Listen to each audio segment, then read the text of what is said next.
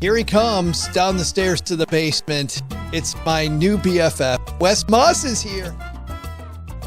You know, there is this thought that we end up, we're going to get to this place of financial freedom, and then we're going to be able to stop our job. And I always talk about this, the Gallup study that always talks about employee engagement, and the numbers, they wax and wane a little bit, but the reality is only about 20 to 35% of Americans really love or engage in their job. That means 65% are really just so ready to get out. And 1 in 5, as we know from the same Gallup study that I've studied now, it's updated 20 different times over the past 20 years, is that they hate their job so much they're trying to bring their company down. And there's this thought of, oh, I just stop working and I've got just enough money to do it, or maybe plenty of money to do it. And all of a sudden things are going to magically, the skies will open and everything's going to be kitty cats and candy canes, and it's not. In fact, and one of the reasons I wrote What the Happiest Retirees Know and really did this research study is that there's a lot of evidence, Joe, that shows that the transition is brutal. And we actually tip over into, even if we're not doing it right, it's really easy to tip into levels of higher unhappiness, more depression, more anxiety prescriptions, by the way, once people retire. And then even longevity, our longevity is impacted very often. It's got to be because of unmet expectations, I would think. We have all these big expectations that are ahead of what it's going to be. And when none of that materializes, Wes, it's gone. It's the best trip ever. Think about when we go on a trip, it's rare that the trip ever lives up to how exciting it is to plan for the trip. And I think it's the same thing with retirement, is that we think it's going to be amazing and perfect just because it is what it is. And we've heard about it and we've thought about it. The reality is, in order to make it this amazing experience, and in order to have it be extraordinarily fulfilling and exceed our expectations, there's a lot inside of that recipe to work on before your last day at work. Well, and so I want to start where you start, because you start with your dad, who was a veterinarian, large animal veterinarian, near Amish country. And he would haul you around and you would meet these fascinating people that, by the way, we had Amish country just south of where I lived, Amish and Mennonite country. So lots of horse and buggies that we would go around down the road, and people living a whole different life than I was living. But tell me that story about going around with your dad. You know, as a kid, it was one of the few things I knew I didn't want to be when I grew up, was the thought that was Amish. Well, not quite Amish, but it's funny that I was actually, we didn't grow up super religious as kids, but we actually were Quaker when I was a kid. Now I'm a member of the Presbyterian Church, and it's, you know, I actually go to church at least a lot more than I did when I was a kid. But we were Quaker. Think Quaker Oats, think hat. My first semester at University of North Carolina, I got back from Christmas break, and a friend of mine asked me in absolute seriousness, because I guess they would joke that, oh, you're Wes is Quaker. And I got back from Christmas break, and he said to me, you know, when you're back home, isn't it kind of crazy? Now you're here in the city and everything's up and running and we have cars, and you go back and you guys are just horse and buggy. And I was like, what are you talking about? He said, well, aren't you a Quaker up near Lancaster? I'm like, yeah, I'm Quaker. You're thinking of the Amish. Yes. And I grew up, though, going on these farm calls with my dad, and it would be like really early in the morning, it'd be still dark. I remember going in the dark in the morning to a cold morning on an Amish farm. We're mostly dairy farmers. And it's like going back to the 17th, 18th century. Nothing has changed for the Amish. It's still it's gas lanterns. It is no electricity, no television, no radio, no podcasting. They used to sneak. They'd say, hey, can we go in your dad's truck and listen to the radio? Like it was this amazing thing. I'm like, how poor guy. I'm like, guys, this can't be. So I grew up having this window into a group of people that they chose to live. They could have had all the money in the world, but they chose to live as they many centuries ago. And that experience is always stuck with me about the life that they live. Their level of happiness seemed to be through the roof, despite basically choosing not to live with any money. And the last piece of story there is that I remember balance beaming in this barn on where the cows all stand in one row, and they all just stand there right? This is a dairy farm and they're just there for the milk and they're standing there all day. And all they're doing is below all the cows' rear end. They just go to the bathroom all day long. And I was as a 5-year-old thinking it'd be great to balance beam along this way. And I Oh, slipped. no. And I remember and it was a cold November morning in Pennsylvania, my father spraying me off with a hose. And he was just basically saying, Wes, you're such a dumbass, for doing that. And I remember thinking, I will never, ever do what this guy does for a living. I will never be a veterinarian. And that came that day, and I have never forgotten it. And that's how you went into finance, which is far more exciting than veterinary work. But that's an interesting story, because I always felt the same way about the people around me, about the Amish country. We would go to this place, Shipshewana in Indiana, and we would go to a great restaurant called Essence Haas that was a Mennonite restaurant, and everybody around me seemed to be wholly satisfied with their life without Instagram. Of course, I didn't have Instagram back then, but without all of this stuff that I had, they didn't care about any of that.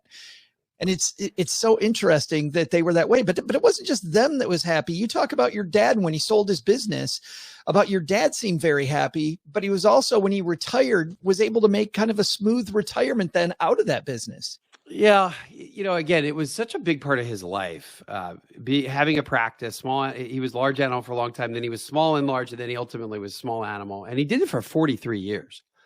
And he was one of the, and I still to this day, and he still is like this to this day, and he's been retired for a few years now, but his transition has been so good because it wasn't that he was tired and sick of being a veterinarian. And I think it's not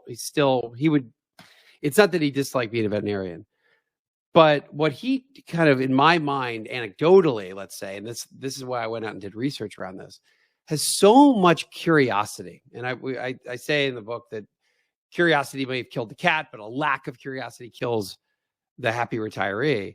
And he has so many different things that what I call core pursuits, that it's almost this model of, he plays guitar and he teaches fencing, like as in like fighting, right? He's like a reenactor of all sorts, the Revolutionary War, Civil War. He was even a pirate reenactor for a while, until he learned that he got seasick, like rocking back and forth on that sucks. With a pirate costume. I think it also had to do with, they basically just drank a bunch of beer on this ship. But all of these different core pursuits that revolve around whether he's working on the farm, gardening, raising, doing something, reenacting, playing music, it's just such a long list of things that occupied his time when we were kids, beyond being a veterinarian. And all that's done is accelerate for him. And and this is when, here's a sign of a happy retiree. I'm busier today than I've ever been. Oh yeah. Right. That's the retiree that's super excited about their next phase. They have 3.6 core pursuits. That's the average. And more is better. 5 is better. 8 are better. Now you can't have 100, but happy retirees have this insatiable curiosity of, I want to do something new, and what I'm already doing, I want to get even better at it. And it's just this lifelong journey. And the root of the word pursuit, and I don't know the etymology of this, let's say, but pursuit also is cousins with pursue, which is also your pursuit in life and your passion in life and your purpose in retirement is just a must have. You've heard this 100 times being in financial planning, because certainly I've heard this for the past 25 years, which is, you're not retiring from something, you're retiring to something. That's really what you're talking about. Your dad had all these other things he just didn't have time for, right? That now he wants to have time for. Right. He probably had time for 3 or 4 of them. And really, he listed out, and I actually have a copy of this letter that I actually have I published a copy of the letter with his permission in the book. Yeah. He's a kind of a private guy. I was like, you should have a YouTube channel he makes saddles like out of leather. And I was like, this is such a fascinating thing. You should have a YouTube. He's like, hell no, I'm not gonna have a YouTube channel. So he's a private guy. So I asked him, but in the letter, he listed out all these crazy things that I've never even thought of. Like, he listed cowboy poetry. Yeah. Can I read them to you? Sure. Well, they're crazy. Yes. Yep. Because I have it earmarked right here. Your dad writes in his letter, I must admit that I approached this change of life with mixed emotions. While stepping away from veterinary medicine is hard, as many of you know, I have a few other interests that I look forward to pursuing. And this gets to your list, Wes. Geology, Civil War medicine, fencing, leatherwork, fox hunting, trail riding, woodworking, sewing, time traveling through historical reenacting, music, art, cooking, blacksmithing, and the one you just mentioned, cowboy poetry, and more! Exclamation point. Like he's got this list that's so long he can't even print the whole thing in this letter to his family. You know, so he's a musician, he's a guitar player, and he's a pretty good guitar player, and he's a Renaissance man, Wes. He's a lot of stuff, and I would say I'm also proud of him too, because he's pushed the limit. He's always been, you know, when you're a musician, usually people have their role, and if you're not a pro musician, you kind of stick to your lane, versus somebody who might be awesome at guitar and piano and sing, and that's maybe not my dad, but he actually, one of the first things he did after he retired is he went to I think it was actually called, it's like basically country music, but it was even more towards cowboys. Yeah. And by the way, we lived in Wyoming. We lived in Cody, Wyoming for about a year when I was a little kid. He thought he wanted to be like a cowboy doctor. And he went and actually performed. He did 3 songs that he wrote on stage. And he sang them at this like cowboy poetry festival. And it was like it was nerve-wracking for him to do. But I was just proud of him. And it's just a great example of, it doesn't matter what any of these things are, right? It doesn't matter what they are. It's a matter of you love them so much that you're willing to continue to get better at them and push the limits. And there's really never a bad time to start something new or get better. That is one of the core tenets that you found about being a happy retiree. Another one was a couple that you worked with. I just want one more story before we kind of dive into these. And this is Ron and Rita. And Ron and Rita are coming out of COVID. They're super excited. They finally get the family back together, like getting the band back together, right? Yeah. Tell me what Ron and Rita were planning. So Ron and Rita, so I talk a little bit about my dad in this book. I talk a little bit about my mom, because she is a avid tennis player, and that's one of her big things in the world. And tennis, we've heard, obviously can help. It's like the most longevity producing sport you can do in retirement. It adds something like 9.7 years to life expectancy. But Ron and Rita, Margarita, are actually it's really the pseudonym for my in-laws, and it's they really wanted to get everybody together. If you think about COVID, was this time of separation, right? And not only COVID is part of the equation, and 2, how do you then get everybody together and still be able to do it within budget? And they're emblematic of so many retirees that I've worked with that are really eager to do something big with the whole family. In some cases, it's going to safari and it's going to cost a bunch of money. Can I afford it? Is it worth it? Because I get my whole family together. Sometimes it's a family reunion. And the story of Ron and Rita, Margarita, is really just that how could they afford this almost wedding-like, if you will, event that's going to cost a bunch of money? And going through kind of the financial planning of that was a lot of fun. And I'm always a big believer, if it has to do with one of your core pursuits in life, and it has to do with socialization, it has to do with family, then the chances are it's probably worth every single penny when it comes to what it costs. So you're not against some of these big weddings, right? You see people talk about, well, you shouldn't blow a bunch of money on one of these big wedding things. It seems like based on that, you're pro big wedding. I'm pro. Again, I've worked for 30 for Clark Howard has been kind of my radio mentor over the years. He was in Atlanta long before I ever even started media, and he's always about save more, spend less, spend less, spend less. And I might be on the other end of the spectrum there, where the way I look at budgeting and spending is, as long as we have a couple of these core financial checkpoints, and one of the chapters in the book has to do with, I'm a huge believer in understanding that what I call the 4% plus rule. And we all have heard of the William Bengen study, the MIT guy that went back through history and said, how much money, what's the max I can take out of my investments and never run out, or have a high probability of never running out. And in 2017, he hadn't updated that study since like the early 90s. So my whole team, we redid the whole thing, and then we redid it in 2020 again. And so if you go back over the course of really 100 years of economic history, you can really take out anywhere from 4 to 5%, including updating that for inflation every year, increasing it for inflation.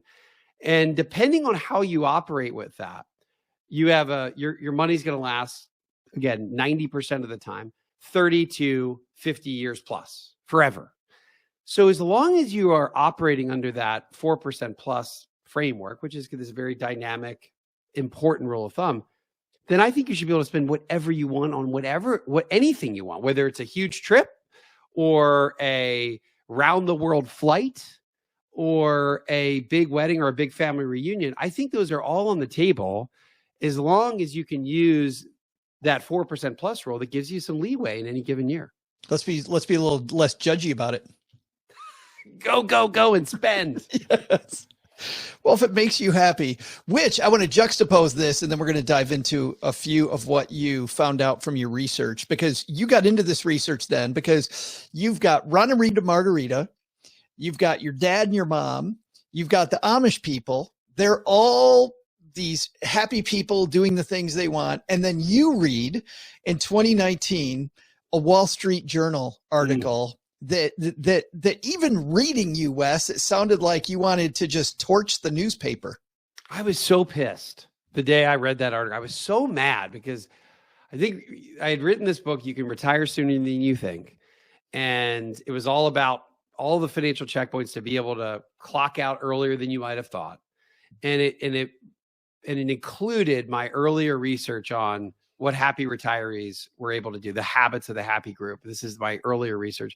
And what I ultimately found in that book as I was writing it is that they ended up crossing over a bunch. So the happy retirees, their habits typically were the folks that had early possible retiree dates. And I get so much momentum with that book and all this happiness research, and I'm really hitting my stride. And then I remember seeing this article, something like the case against early retirement. Yeah. And I remember Wade Fu from have you had Wade on the show? Have not had Wade on the show yet. Had Michael Kitz's, who I think is a little bit more can I say this? The more entertaining version of Wade. Okay. So I've never met Wade, and God bless him, but I was so angry at the way he approaches how much money we can spend, because I think at one point and it's not just him. There are other people that have published on this, that you could only use something like 2.7% of your money. And then I remember around the same time of that article, Susie Orman had written that you should minimum have 5 million, but better to have 10 million, and you should work at least until you're 70. And I think you have to have a private island, by the way. On the cover of Kiplinger's. Yes. And the way I look at that, and I think this is why it got me so worked up, and I'm still worked up about it, is that if one expert's saying you have to work forever and have 10 million minimum, so basically the only way not to run out of money is to work until you die. That's a good strategy. And then one guy's saying, well, you can only use 2% of your money. Then I start to say, well, what's the message that's sending? And to me, the message is, well, it's never enough. More hamster roll. You never can save enough. If you do, you can't really use it. Like, what's the point if you can only use 2% per year? So I wanted to try to be more practical. Like, where can we find a better balance of all the work to save? And then how do we use it best so that we don't have to budget as much? As long as we follow that rule, it takes care of the budgeting for you. And that's where I land, Joe, somewhere in the middle. Well, I love this because it's a combination, Wes, of numbers and the stories that you led off with, which is, the issue of what is happy, right? I mean, we spent the first 15 minutes just talking about what does happy even mean, and there seems to be this big disconnect. So you do this monster study about the happiest retirees, And let's walk through these. You say that the happiest retirees have excellent money habits. They have $500,000 or more in savings. Their mortgage payoff is complete, or at least in sight, and they have multiple streams of income. I'm going to walk through each of these. Mortgage payoff complete. You and I get people all the time. You on the radio show, us on the podcast, you even on the podcast as well, because you're all over the place. These professors telling you that you shouldn't pay off the mortgage, but you're saying that the happiest retirees do pay off their mortgage, or they're awful damn close to doing it. Yet again, this was just research. And I remember, I think the question, and I've done now, I think 5 or 6 different studies that are into this. The original one was back in 2013. Then I did another one in 2019, et cetera. I've done many of these money, happiness, habit studies. And one of the earlier findings I had, and I remember, I think it was Rick Edelman that wrote a whole book about not paying off your mortgage. You're crazy to pay off your mortgage. You can make 10% of the market. Mortgages only cost, I think at the time, 5. Now they cost like nothing now. Sure, right. Even better math now. Even more so now. But I think it was through the financial crisis in like maybe 07, 08, when we went through a mortgage crisis.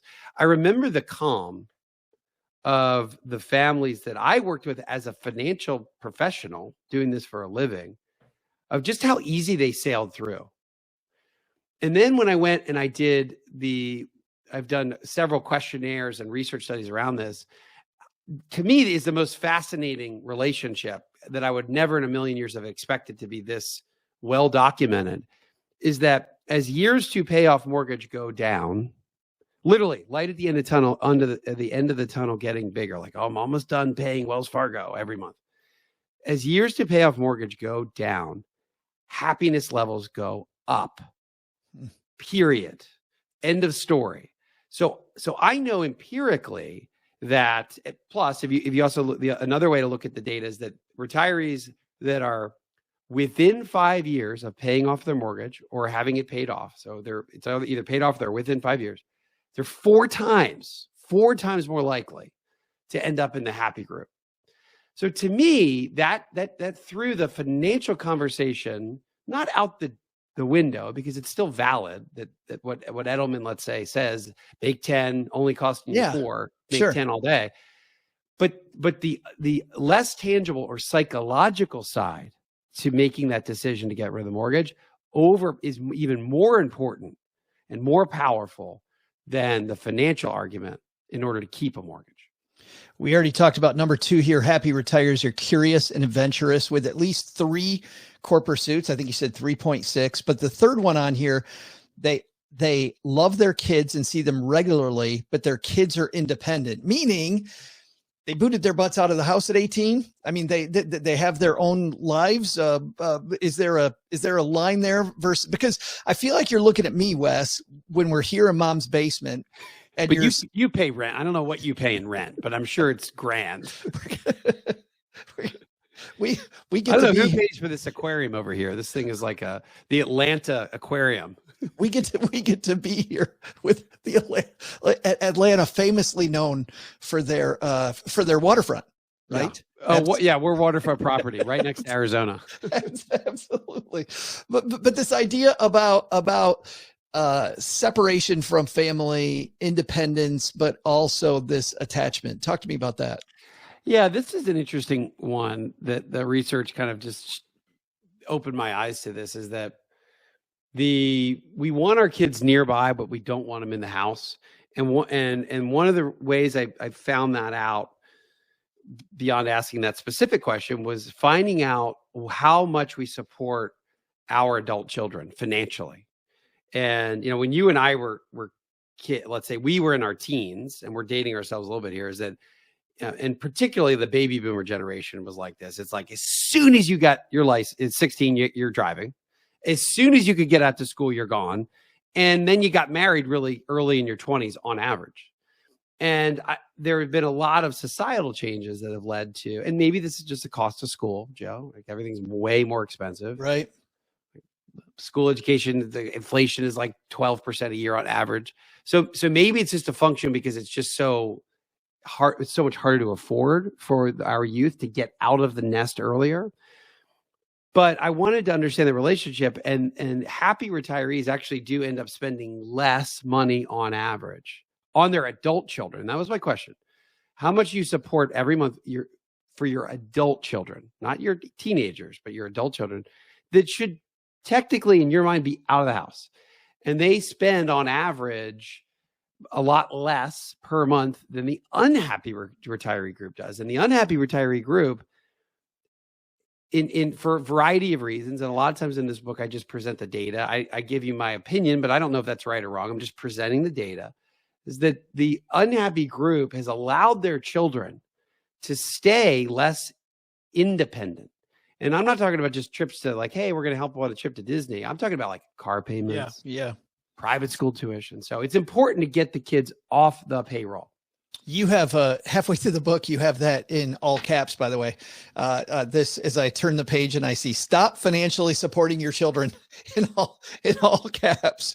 Partway through. My kids are too young to know about that yet. I mean, my oldest is 14, all the way down to 5. So I've been telling them, I'm like, guys, listen. It's going to lead to an unhappy life if by the time you're 21, you're still asking me for money. No, it goes directly to, and when you hear the truth is when you start hearing this research circle and different researchers finding the same thing. Back to Helen Russell, who you and I opened with talking about, and her How to Be Sad, is that when you try to shelter your kids from sadness by helping them out a little, they're sadder living with you than they would be if they were out on their own anyway. And they need to have that little bit of deeper sadness and getting on their feet, I think, to experience true happiness. And you're not going to have yours either if you don't get there, I would think. Yeah, right. Exactly. It works both ways. It's good for kids to be out, and it's great for them to be out. Yes. Oh, makes me feel so good that my kids who are 26 are on their own, doing their own thing, and they still want to talk to us. They still want to talk to us. They still want to hang out with mom and dad, but it's funny because you go from thinking my kids are going to be badasses, they're going to rule the world, to I just hope they're happy and that they can do their, and that they can live on their own. Dude, you're so right about that. And I remember, and my philosophy now is having a fourth kid is just like, it's almost a 180 from the first kid. Like the first kid, it's like, they need to do this lesson and that lesson and learn 3 languages. And by the time I'm on the fourth kid, I'm like, shit, I just want these kids to be able to make a living, not go to jail, make a living and get out of my house, but still live relatively nearby, which is another really important habit. And there's a lot more in here. And unfortunately, we'll have to, if people want more, they can read the book, because there's so many cool things that you found out about happiness and so many things that how do I put this? I think that you after I read it, Wes, I thought, okay, that makes sense. But at first it was very surprising. In fact, this is a great question for you, I think, as a final question. I know that going through this, I'm sure there had to be some of this stuff that surprised you, right? You're like, that doesn't make sense. What's one thing that really surprised the hell out of you as you're doing all this research? There's a lot. So the marriage and happiness timeline is fascinating to me. That's in the marriage. I think that chapter is now called Love. That was really surprising to me, the different phases of marital happiness relative to how we spend our money. It kind of goes from, it's all about me, and then it's about us, then it's about them, as in the kids, and then the kids leave, and then so that relationship and the happiness and marital timeline is really fascinating to me, all the way down to the proximity of our children. I'll leave you this. Well, wait a minute before you get there. I just want a little clarification there. Do we tend to get happier? Because I look like it, Cheryl and I think we were happy enough for like blissful and ignorant, to happy, to not that happy, to very unhappy, to more happy than ever before. Like a U shape. Yeah, let's see. I'd almost look at it as though this, it's a little square Rudy, but there's actually no way there's maybe it's an upside down praying mantis. There's really no shape for this, except for we have a ton of happiness early on in marriage, and it lasts for a while. And then something happens that absolutely craters it for most people. And maybe, and there's a lot of variables that do it, but perhaps a big one is that all of a sudden, all that spending that used to be on, just us as a couple now is on them. And that's a really tough adjustment. And then as over time, if the kids get independent, and this is why in general, once you have this big crater, there's some oscillation in marital happiness when it comes to the number of years, but it does generally rise as we get older. Maybe you're in that point now where, because your kids are what, 20? 26. Yeah. 26. Yeah. So how many kids do you have? Just two.